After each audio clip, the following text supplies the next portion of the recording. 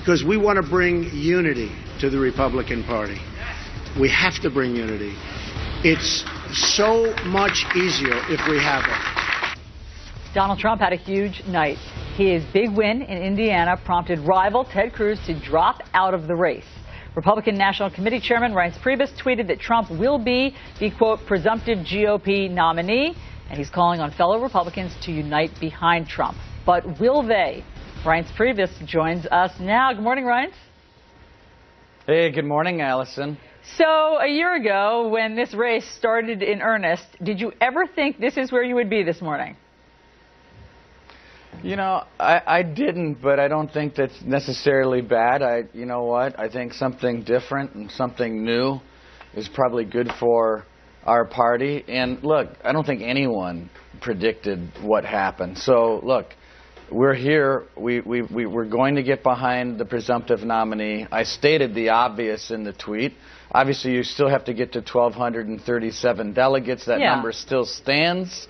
But obviously, without Ted Cruz in the race, who did something that I agree was very gracious last night. Did that surprise you? Unexpected. Unexpected. So you were surprised when he suspended? Yeah, I was surprised, and that's a hard thing to do. I mean, he ran a very, very serious operation, just an incredible ground game. His delegate operation was unbelievable. And I was surprised, but now, you'd have to say that it's pretty obvious that Donald Trump is going to get to 1237, but he's got to do it, though. Well, I mean, right, you say that it's obvious that he's going to get there. That it's not obvious to John Kasich's campaign. His advisor basically tweeting out that it was premature of you to say that. Is there any way John Kasich can stop Donald Trump from getting to 1237? Look, that's going to be up to John Kasich, and obviously that we have to have a nominee at 1237, and the delegates on the floor have to vote. But look, I think the momentum is there. We've got a candidate that is winning in every single state. I mean, a week earlier, I don't think he lost a county in 6 states. So, I mean, look, it's time to unite. It's time to come together. And I said, you may recall, months ago, I thought that we would have more clarity in our party before the Democrats do. And look where they're at. I mean, Hillary Clinton, she can't win a state. She's going to have to win somewhere if she's going to be the nominee of the Democrat Party. I mean, is she going to win? I think she won the last 5 out of 7 I'm not sure. states. I mean, she has won states. I don't know. Well, listen, she's going to have to win more than she is in order to put this away. And she's spending money on primaries when she should be having to spend money on ground game and battleground states. You're talking about party unity and you're calling for it. Would it help if John Kasich got out of the race? Look, I'm not going to get into that, Allison. You know, obviously that's up to John Kasich. He's got his own platform and his own agenda that he's running, and I'm going to leave that up to him. Okay, in terms of party unity, there seems to be something of a mutiny among high-profile conservatives who are basically jumping ship this morning. Let me read a couple of the tweets to you. Here's John McCain's former advisor, Mark Salter, says the GOP is going to nominate for president a guy who reads the National Enquirer and thinks it's on the level. I'm with her, meaning he will vote for Hillary Clinton. Steve Deese, conservative talk radio host, says, well, there goes my time as a Republican. We'll be changing our party affiliations tomorrow. Frankly, I feel relieved to do it. I feel free, even. What do you say to those? Well, look, I mean, there's going to be time here in the next few months to heal and come together, and that's what today's all about. It's just starting that process. It's not easy. I mean, it's not, we had 2 candidates that had very serious operations with deep support, both on the ground and on the air, everywhere for 24 hours a day, 7 days a week, every 6 minutes on cable, everybody fighting about this. And it's going to take some time, but we're going to get there because Hillary Clinton and the Supreme Court and getting our debt under control and signing a budget bill that Paul Ryan drafts up is going to be important to the future of our country. And I think people are going to understand that the words President Hillary Clinton is something that we can't stand for. Yesterday was a particularly crazy day on the campaign trail. Donald Trump was talking about Ted Cruz's father, implicating him somehow in the JFK assassination. Now that it's all over, but for the shouting, as they say, is it time for Donald Trump to apologize to Ted Cruz or his father?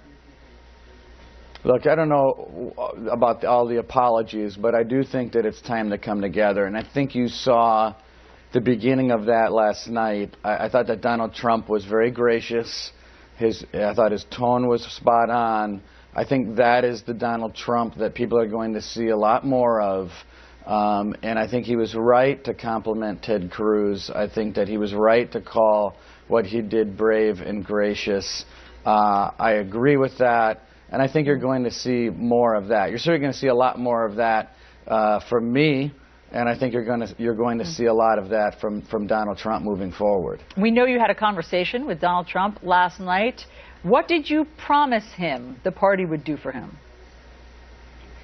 I didn't make any promises. I mean, this is the party. The candidates, if Donald Trump ultimately becomes the nominee, which I think he will be, he's going to be joining the Republican Party. We're not, as I've said before, the candidates join us. We don't join the candidates. And so our party platform is clear. The things we believe in are clear. We don't change what we believe in as a party.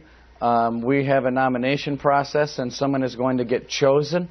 I believe Donald Trump will ultimately get chosen, and he's going to join the party.